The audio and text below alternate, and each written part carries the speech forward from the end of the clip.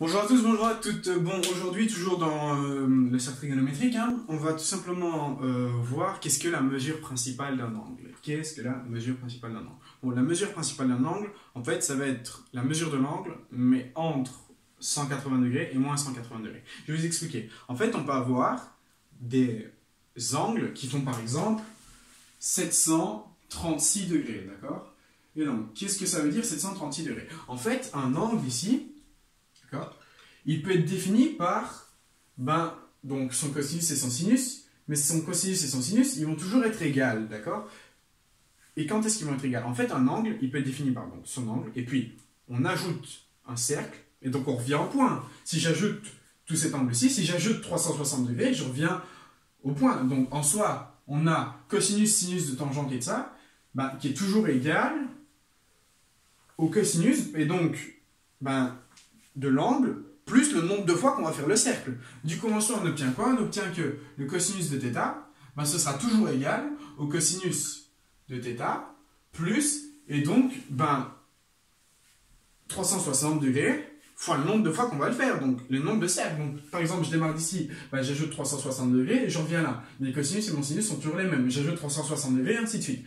Et donc, j'obtiens quoi? J'obtiens que le cosinus de θ, c'est égal au cosinus de θ plus, et donc 360, ok, fois k.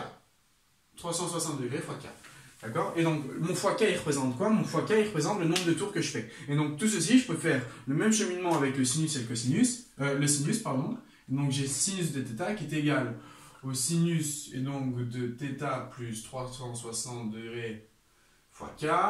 Pareil pour la tangente, pour la cotangente, et ainsi de suite.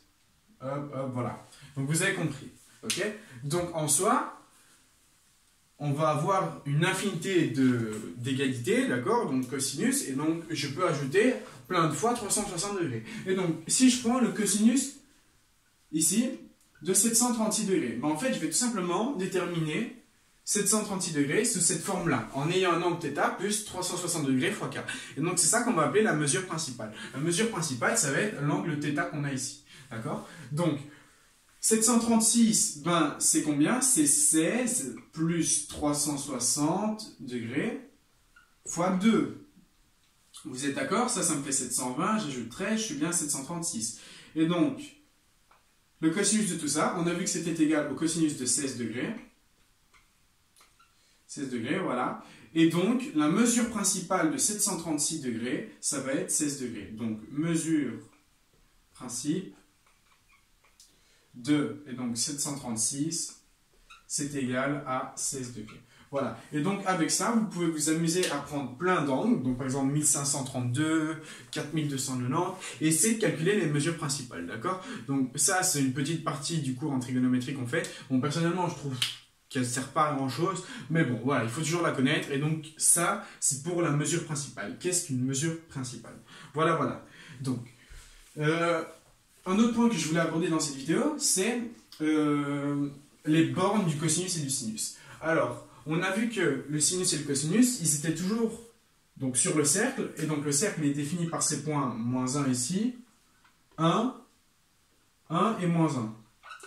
Du coup, on a que le cosinus, il est obligé de se trouver en moins 1, 1, et du coup, j'ai le cosinus qui est plus grand, d'accord, ou égal à moins 1, et donc plus petit ou égal à 1. Pourquoi? Ou égal, quand j'ai 0 degré, il est égal à 1. Quand j'ai moins 1, il est égal à 180 degrés, et ainsi de suite. Du coup, ça, c'est ma première égalité. Enfin, inéquation, parce que ce n'est pas des égales. Deuxième inéquation, c'est pour le sinus. Le sinus, il est entre 1 et moins 1, et donc il peut être égal. Donc on a moins 1 qui est plus ou moins égal au sinus. D'accord? Et donc, voilà, plus grand ou égal à 1. Et donc voilà, donc ça c'est pour le cosinus et le sinus, c'est les bornes. Maintenant, qu'est-ce qui concerne la tangente et la cotangente? La tangente, elle est sur cet axe-ci, et la cotangente, elle est sur cet axe-là. En fait, on peut voir que peu importe l'angle, plus l'angle est petit ici, plus la cotangente, elle va tendre vers l'infini, d'accord? Donc en soi, ma cotangente, elle est comprise en quoi? Elle est comprise en moins l'infini, d'accord?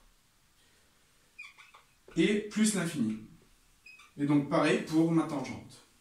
Voilà, donc ça c'est mon autre égalité, d'accord? Ma tangente, elle peut être définie sur l'infini moins l'infini. Voilà, donc c'est tout pour cette vidéo. C'est une vidéo assez courte, d'accord? Je vous remercie de votre attention et je vous dis à bientôt pour une prochaine vidéo.